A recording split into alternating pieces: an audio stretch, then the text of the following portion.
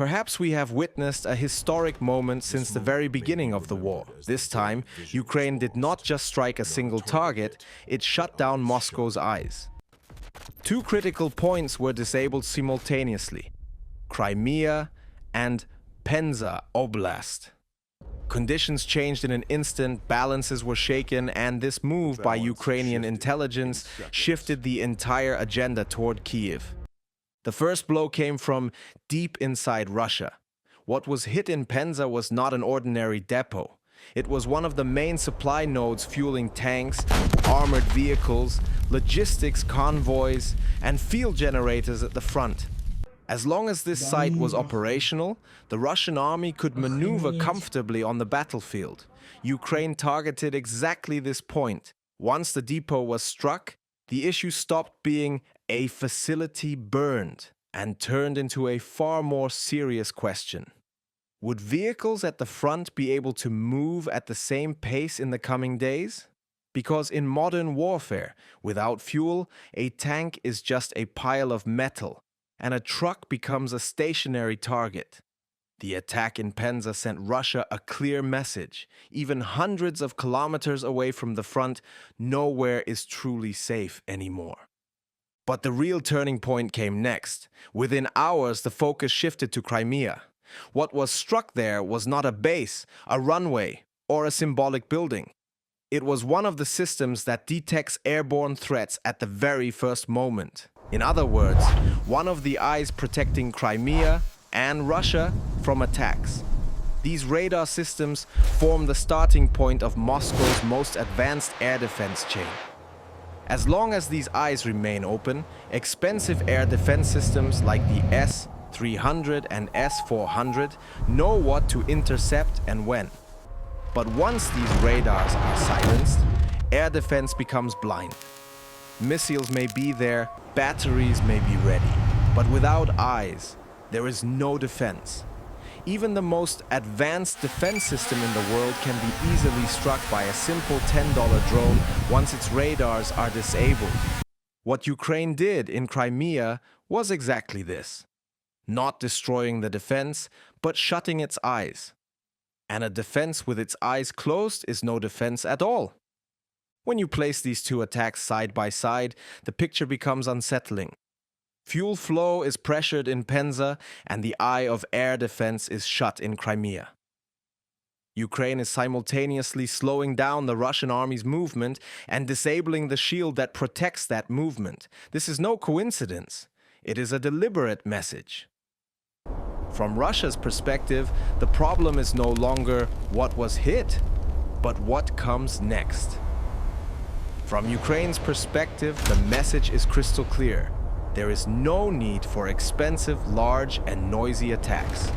Touch the right point and the entire system collapses. And perhaps the most dangerous aspect of this operation is this. What is being shown is not the places that were struck, but how many places could be struck. Fuel slowed down in Penza, eyes were shut in Crimea. And at that very moment, the quietest, yet perhaps the most dangerous, move entered the stage. Because while major systems are shaken, the fate of a war is sometimes written in a small spot that barely stands out on the map. One of those spots was Lyman. Russian units were not pursuing an ordinary maneuver here. This was an infiltration attempt aimed at breaking the front line from the rear. One that, if successful, could have disrupted the balance of the entire Eastern Front. Small, silent, and deadly if left undetected. The plan was simple, but its impact was enormous. A specially selected small team infiltrated the city. Invisible by day, leaving no trace by night. They settled beneath buildings, in basements. From the outside, nothing seemed unusual, but inside, preparations were underway. An external antenna was set up, establishing contact with higher command. They had ammunition, thermal equipment, grenades, and supplies sufficient for several days. This was not a run-and-hide move. It was a wait-and-deepen operation. If this group had remained undetected for even a day or two, reinforcements would have followed. Positions would have been fortified, and panic would have begun behind the front, while Ukrainian units were already under pressure at the front line. Such rear infiltrations often lead to chain reactions of withdrawals. Had this attempt in Lyman succeeded, it would not have remained a three-man team. It would have turned into a regional rupture. The fate of the Eastern Front depended on whether they would be detected in time. But just as the plan was about to fully take effect, the situation changed. Ukrainian forces received intelligence about the infiltration, and a critical decision was made. No heavy units, no large-scale operations, no lengthy preparations. Instead, a fast, precise, and silent response. A battalion commander, a deputy chief of staff, and a platoon commander from the 63rd Mechanized Brigade acted on their own initiative. The operation was managed directly from the field. Drones secured the perimeter of the building, monitoring entrances and exits. Contact was brief.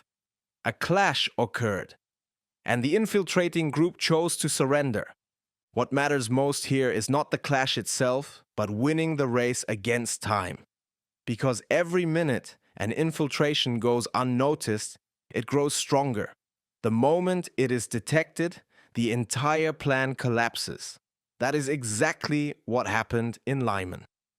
A small group on the verge of creating a major impact was stopped in time. When you connect this to the bigger picture, the situation becomes clearer. Fuel flow is pressured in Penza. Air defense vision is dimmed in Crimea, and gaps are being probed through infiltration attempts behind the front.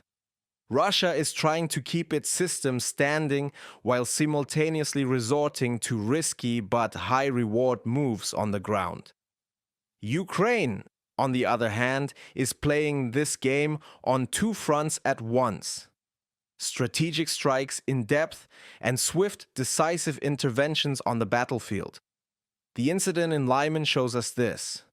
Wars are no longer won only at the front line, but also in a basement detected at the right moment. As if the situation on the ground were not tense enough, another development further complicated the picture. Just as all eyes turned to the negotiating table, the sky came alive again. On the eve of the second day of peace talks, Ukrainian cities faced a new wave of overnight air attacks, and this timing alone spoke volumes. In the capital, Kyiv, prolonged early morning attacks resulted in reported casualties and injuries. City authorities stated that critical infrastructure had been damaged and thousands of buildings were temporarily left without heating. At the same time, a similar situation unfolded in Kharkiv. Injuries were reported, and several public buildings and civilian areas sustained damage. With temperatures below freezing in Ukraine, the targeting of energy infrastructure drew particular attention. While these events were unfolding, a critical diplomatic process was also underway. Delegations from Russia, Ukraine, and the United States met in a trilateral format in Abu Dhabi for the first time since 2022. Although some progress was reportedly made after the first day of talks, the core issue, territorial disputes, remained unresolved. Ukrainian Foreign Minister Andriy Sybiha stated that the overnight attacks directly affected not only the battlefield but also the negotiation environment. The message was clear. Actions on the ground shaped the atmosphere at the table. At this point, one question must be asked, why now? Because such attacks carry a political signal beyond their military impact. Airstrikes conducted during negotiations send a message to the other side. Even if we are at the table, pressure on the ground continues. This aims to increase bargaining power while also putting pressure on the other side's domestic audience and negotiating position. That is why Ukrainian President Volodymyr Zelensky's emphasis on energy infrastructure is so significant. Energy in winter conditions is not merely a technical issue, it is a direct instrument of societal pressure. On the US side, the process is being closely monitored.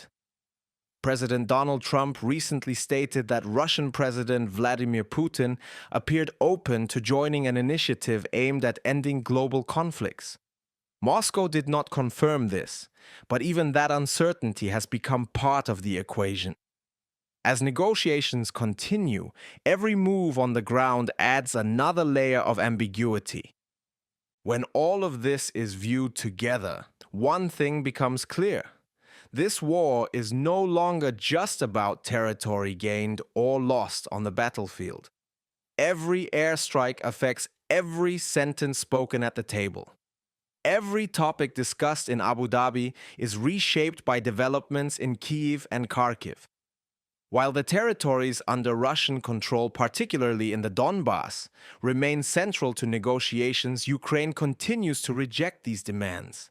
As a result, every move becomes not only military, but also psychological and diplomatic. In conclusion, these attacks unfolding in the shadow of peace talks show us this. The table may be set and conversations may have begun, but the balance on the ground has not yet stabilized. And in this fragile balance, every hard move either makes peace more difficult or forces the parties into new positions. The real question is this: will the will at the table shape the battlefield, or will actions on the battlefield determine the fate of the table? When you think through the entire picture, one thing stands out. Every step taken on the ground reshapes every word spoken at the table. Fuel was pressured in Penza, eyes were shut in Crimea, an infiltration attempt was stopped in Lyman. And just as all this happened, peace talks resumed. This war is no longer fought only at the front line, but simultaneously in the sky, within cities, and at the negotiating table.